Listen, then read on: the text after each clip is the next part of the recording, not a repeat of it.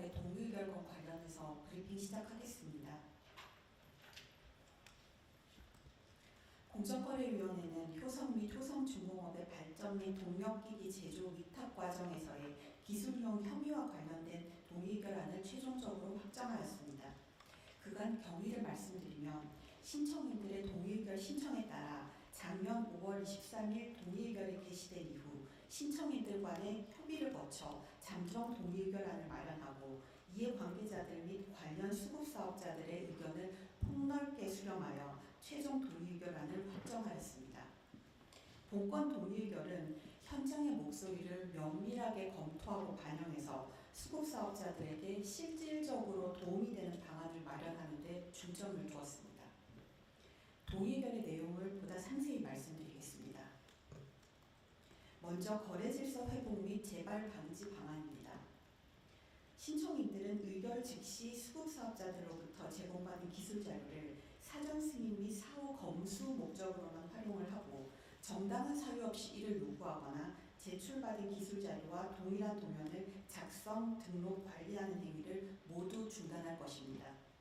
또한 신청인들은 기술자료 요구 및 비밀유지 계약 체결을 위한 관리 시스템을 개선하기로 하였습니다.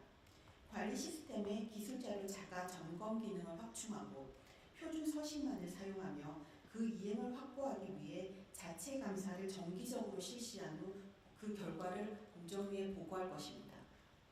또한 가이드라인을 작성 배포하고 신청인들 소속 임직원들을 대상으로 주기적인 교육 및 평가를 실시할 계획입니다. 다음으로 수급사업자 상생 및 협력 지원 방안입니다. 신청인들은 수급사업자의 생산성 향상 및 근로환경 개선 등을 위한 지원 방안에 총 34억 2,960만 원을 지원할 계획입니다. 구체적인 지원 방안의 내용은 수급사업자들의 의사를 반영한 것이다 라는 점을 말씀을 드립니다. 구체적으로 신청인들은 기술자료 요구 유용행위의 대상이 된 수급사업자에 대하여 노후 금융 신규 개발, 부품 경량화, 안전등급 획득 및 산학협력 지원을 위해 총 11억 2,960만 원을 지원하기로 하였습니다.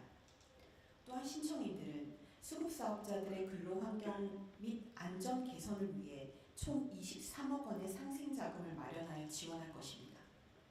수급사업자들의 품질 및 생산성 향상과 관련된 설비 구입 자금으로 16억 4천만 원을 지원하고 수급사업자들의 근로환경 및 산업안전 지원에 6억 6천만 원을 지원할 계획입니다.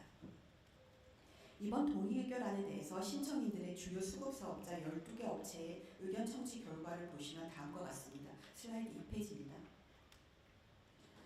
저희는 이 사건 행위와 관련된 수급사업자 전부에 대해서 의견을 청취하였는데 4개 업체는 직접 방문하였고 8개 업체는 설문조사를 실시하였습니다. 그 결과 의견 수렴 대상 수급사업자 전원이 동의의결안에 대해서 크게 만족을 했고 제재보다는 실질적인 지원이 담긴 동의의결로 처리해 주기를 희망하였습니다. 다음 페이지입니다. 거래질서 회복 및 재발 방지 방안의 경우에는 기술자료 요구와 관련해서 매우 도움이 된다 50%, 도움이 된다 50%였고 절차 관련 방안에 대해서는 매우 도움이 된다 62%, 도움이 된다 38%로 결국 모두 다 도움이 된다라는 의견이었습니다. 다음 페이지. 수급사업자 상생 및 협력 지원 방안과 관련해서는 생산성 향상과 관련해서 매우 도움이 된다 75%, 도움이 된다 25%였고 근로환경 및 작업 환경 안전 개선과 관련해서는 매우 도움이 된다 62%, 도움이 된다 38%로 전부 다 도움이 된다는 의견이었습니다. 다음 페이지입니다.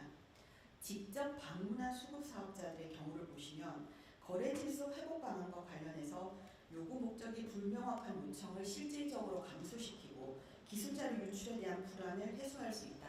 이런 답변들이 있었고 또 상생협력 지원 방안에 대해서도 역시 영세한 수급사업자들의 생산 설비 및 작업 환경 개선에 실질적인 도움이 되는 시의적절한 조치다. 이런 의견들이 있어서 모두 긍정적 반응이었습니다. 이번 동의의결권은 기술 유용 행위에 대해서 동의의결이 적용된 첫 사례로서 수급사업자들의 이익을 실질적으로 보고 증진하는 방안을 마련하였다는데 그 의미가 크다고 할 수 있겠습니다. 특히 해당 사업 분야의 선도기업인 신청인들의 기술자료 요구 사용 관행을 근본적으로 개선하고 수급 사업자를 신속하게 지원할 수 있는 상생 자금 지원까지 이끌어냄으로써 실질적 혜택이 수급 사업자에게 돌아가도록 하였습니다. 아울러 본 동의의결이 산업 전반의 기술보호 문화를 확산시키는 계기가 되어서 원사업자와 수급사업자가 함께 성장하는 상생 모델로 자리매김하기를 기대합니다. 향후 공정위는 공정거래 조정안과 함께 신청인들이 본건 동의의결을 제대로 이행하는지 면밀하게 점검할 계획이고 앞으로도 기술 이용 행위에 대한 감시를 지속 강화해 나갈 것입니다. 감사합니다. 질문해 주시기 바랍니다. 여동준 기자님요. 말씀드렸던 12개 업체가 이제 기술 자료 마련 첫 번째랑 세 번째 질문 관련해서는 관련된 수급 사업자로 관련된 기술 자료입니다. 그렇게 이해를 하시면 될 것 같고요. 법 위반 기관 관련해서는 이게 사실 법 위반이 위법성 여부나 정도가 확정되지 않았기 때문에 그 부분에 있어서 또 법 위반 기간이다라고 저희가 말씀을 드릴 수는 없습니다. 다만 이제 관련되는 요 행위들 같은 경우에는 그 행위별로 기간들이 사실은 조금 차이가 납니다. 근데 대략적으로만 저희가 말씀을 드리자면 20년에서 21년, 22년 이 정도로 이해를 하시면 될 것 같습니다.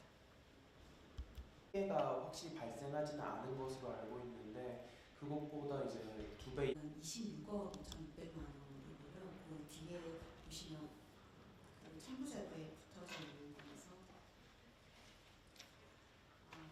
연번 40건입니다. 요건 같은 경우 26억 정도가 최대 과징금이긴 하고요. 본건 같은 경우에는 기자님께서 정확하게 말씀하셨다시피 그런 최대 과징금보다 훨씬 더 큰 금액의 지원 방안을 마련을 했습니다. 이 부분은 실제로 획일적인 제재 이렇게 해결하기보다는 수급사업자들에게 실질적으로 도움이 되는 조치를 마련하자라는 점에 있어서 좀 더 많은 금액의 지원 방안을 이끌어낸다라고 이해를 해주시면 좋을 것 같습니다. 지금 피해가 없다고 돼 있는데 그러니까 저는 좀 납득이 안 되는 것 같고요. 이걸 그럼 왜 했는지에 대해서 조사가 이루어졌는지 우선 조금 개략적으로 좀 포괄적으로 말씀을 드려야 될 것 같은데요. 우선 저희가 이제 수급사업자들의 피해가 발생하지 않았다라고 말씀을 드렸었는데 우선 기술 유용행위라고 하면 그 위법성이 중대하게 판단이 되는 부분은 실제로 그 기술 자료를 사용을 해서 부품을 만들거나 이런 경우 아니면 협력업체를 이원하거나 이런 경우가 기술 이용의 위법성을 매우 중대하게 판단을 하게 됩니다. 그런데 지금 본건 같은 경우에는 기술 자료를 요구하고 보유하는 과정에서 이런 행위들이 발생을 하긴 했지만 실제로 이 기술 자료가 사용이 되어서 부품으로 만들어지거나 이런 것까지는 가지 않았다. 그런 점에 있어서 위법성이 중대하거나 명백하지는 않다라고 저희는 판단을 했던 거고 그랬을 때 실질적으로 어떤 획일적인 제재라던가 이런 것보다는 관련되는 수급사업자들한테 실질적으로 혜택이 갈 수 있는 동의별로 처리를 하는 것이 훨씬 더 이익이 되는 방향이다, 더 효과적인 방향이다라고 판단을 했다라는 점을 좀 말씀을 드리겠습니다. 잘 아시겠지만 실질적으로 이제 저희가 제재를 하게 되면 이제 또 소송으로 가게 되면 수년간의 시간이 걸릴 뿐만 아니라 그 과징금을 부과를 한다라고 하더라도 그 과징금은 국고로 귀속이 되기 때문에 실질적으로 어떤 수급사업자들한테는 어떤 혜택이 돌아가지 못하는 그런 한계가 있습니다. 그렇기 때문에 이런 경우 같은 경우에는 동의의결로 실질 해결을 하면서 실질적인 혜택을 수급사업자들에게 부과하는 방안들이 훨씬 더 좀 효과적인 방안이다라고 판단을 했다는 점을 조금 말씀을 드리겠습니다.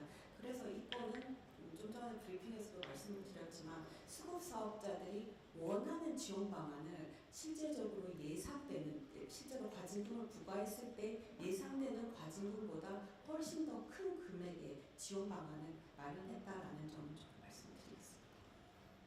효성같이 큰 기업에서 사실 저희가 조금 왜냐하면 이 부분의 위법성의 여부나 정도가 확인되지 않은 상황이기 때문에 그 부분은 확정적으로 말씀드릴 수는 없습니다. 다만 큰 기업이라고 해서 모든 상황을 다 알면서 위성이 있게 행동을 했다, 행위를 했다 이렇게 말하기는 조금 쉽지 않은 부분들이 있는 것 같습니다. 다만 말씀드렸지만 이제 저희가 드러난 증거로서 이제 판단을 할 수밖에 없는데 드러난 증거로 판단을 하기에는 어떤 유학서 그 기술 자료를 이용을 해서 실제로 사용하는 데까지 나아가진 않았다라는 것까지 말씀드리겠습니다.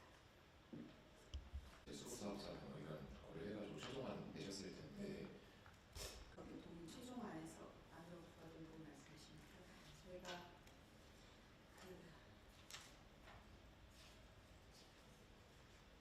기본적으로 그 생산성 향상의 근로 환경 개선 지원에서 23억의 상생 자금 부분들이 있는데 이 부분들이 사실 수급사업자들의 의견을 반영해서 지원 방안들이 보다 구체적으로 나온 거고 금액도 사실은 많이 상향이 됐습니다.